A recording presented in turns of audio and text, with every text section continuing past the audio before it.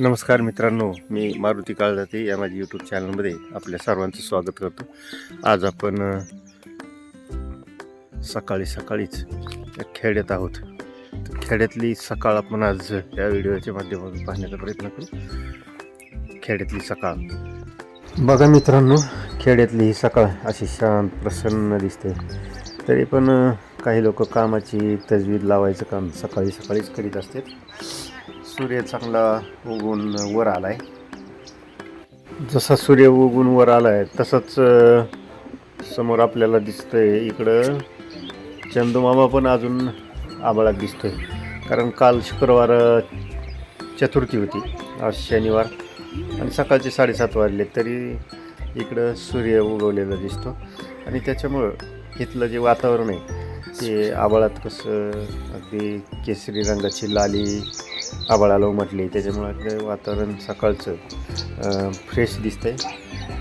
आणि समोर आपल्याला सूर्य आणि चंद्र एकाच वेळेला आभाळामध्ये दिसतात. मित्रांनो, सकाळचे 7:30 वाजलेत, दिवस उजाडला वरती आलाय आणि मग गावातल्या खेड्यातल्या माणसांची कामाची लगबग आता चांगली सुरू झाली.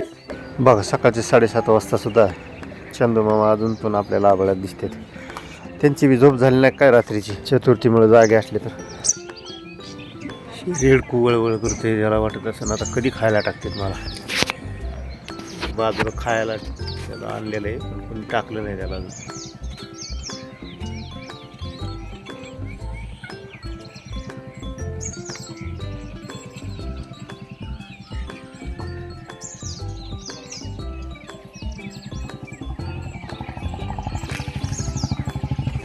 शेडमधल्या म्हशी, रेडक्या आणि इथल्या शेळ्या असते किंवा इथं बैल आहेत, हे सकाळी काही चारा खातात, काही रवण करतात.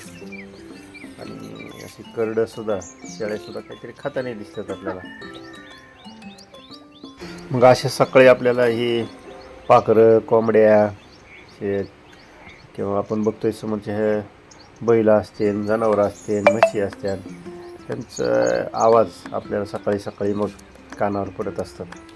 पण गावात खेड्यात जर राहिलो तर मग आपल्याला आपलं असं निसर्गाच्या सोबतीने राहायचं म्हणजे वेगळीच अशी मजा असते. सकाळ झाल्यामुळं पाखरांचा आपल्याला किलकिलाट म्हणजे आवाज येतोय. आणि ही नारळाची झाडं, ते सगळं गव्हाचं शेत, हे आपल्याला कसं एकदम भारी दिसते. कारण हा सूर्यदेव जो सगळ्याला सकाळी उठल्यापासून झोपेपर्यंत ताकद देतो, त्याच्या ऊर्जेमुळंच, त्याच्या सूर्यकिरणामुळंच आपण म्हणजे पृथ्वी तलावरची सगळी जीवसृष्टी जिवंत असते. त्याला कारण आहे हा सूर्यदेव. आणि त्याच्यानंतर मग हे निसर्गानं उपलब्ध करून दिलेलं हे जीवन म्हणजे पाणी. उरकलं का पाणीसुद्धा ह्या शेतकऱ्यांनी तर गव्हाला आणि त्या ऊसाला सोडलेलं आपल्याला सकाळी दिसतंय. त्याच्यामुळं जसं आपण सकाळी फ्रेश तसं ही पिकंसुद्धा पाण्यामुळे ह्याच्यामुळे आपल्याला फ्रेश दिसते. त्याच्यामुळे एकदम हे वातावरण असं भारी वाटतंय, आनंदी वाटतंय.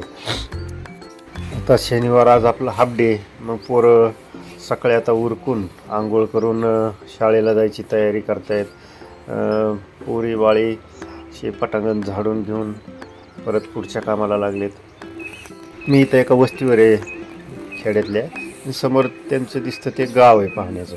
तर बघा, एकाच फ्रेममध्ये ह्या गावात आपल्याला मंदिर दिसतंय हिंदूंचं, आणि ती मंदिराच्या पलीकडच्या बाजूला एक मस्जिद पण दिसते. तर असं सर्व धर्मसमभावाचं प्रतीकसुद्धा आपल्याला ह्या गावात दिसतंय. बघा, हे अलीकडं कळस दिसतं मंदिराचा, मारुती मंदिर दिसतंय, आणि त्याच्या पलीकडं ही मस्जिद. आणि मग इथं समोर जे दिसतं हिरवगार, पुन्हा हे गावाच्या अलीकडं नदी, ती पण पाण्याने गच्च भरलेली. त्याच्या अलीकडं पुन्हा ही शेतातली पिकं गव्हासारखी दिसते. पलीकडं हे भगवे झेंडे आपल्याला फडकताना दिसते. त्याच्यामुळे हे वातावरण असं सकाळचं एकदम प्रसन्न मस्त वाटतंय. त्याच्यामुळं मनाला सुद्धा माणसाच्या उभारी आली. आणि हे सकाळचं वैशिष्ट्यच म्हणावं लागेल. कारण हे सकाळचं वातावरण बघून माणूस ताजातवाना होत असतो, कारण वातावरण ताजंतवानं असतं. हे बघितल्यावर माणसाला त्याचा व्हिडिओ काढावा वाटणं किंवा त्याच्यासोबत फोटो काढावा वाटणं ह्या निसर्गासोबत हे साहजिक आहे. त्याचं हे चालू असताना इकडं पाखरं ओरडत होती. एक पाखरू बघा इथं त्या नारळाच्या झाडाच्या फांदीवर बसले. सकाळी सकाळी मला वाटतं ते खाद्याचा शोध घेत असावं, काहीतरी कुठं आपल्याला खायला मिळेल मी बघत असेल तिथं वर बसून. ते पण आवाज काढते. ते पक्ष्यांचे वेगवेगळे आवाज आपल्याला ऐकायला येते, त्याच्यामुळं मन प्रसन्नच आहे ना. आणि मग हे आपलं बोलणं ऐकून उठून गेलं बाबा पक्षी घेऊन. आता हे पक्षी कुठले आहेत काय आपल्याला तर काय सांगता नाही यायचं. ह्यांचे आवाज आपल्याला ऐकायला येतात फक्त, कारण या घराच्या पाठीमागं आहे ना इथं अशी झाडं आहेत आणि त्या झाडात हे पक्षी बसलेले असतात आणि ते आपल्या न्याहारीची सोय करत असतील. तसं जसं आपण सकाळी उठल्यावर काहीतरी आता नाश्ता पाणी सोय बघतो, तसं ते नाश्ता पाण्याची सोय बघत असते. म्हणलं तुम्हाला जसं ते नाश्ता पाणी सोय बघत असते तर बघा ह्या आमच्या संस्कारनी त्याच्या पप्पाच्या नाश्त्याची सकाळची सोय केलेली दिसते बघा. ते जाळं घेऊन आला आहे आणि त्याने रात्री शेजारी वड्यात पाणी आहे, त्या वड्यात पाण्यात जाळं टाकलं होतं. आता त्यांनी त्याच्या पप्पाची सोय केलेली दिसते आपल्याला. बघू आपण काय काय आणलं त्याने, त्यात मासे आणले आहेत का काय आणले ते बघावं लागेल. होय संस्कार, होय होय संस्कार, पप्पाच्या नाश्त्याची सोय केली तो. 2 4 5 सुटले काय काय गेले काय काय गेले म्हणतो 2.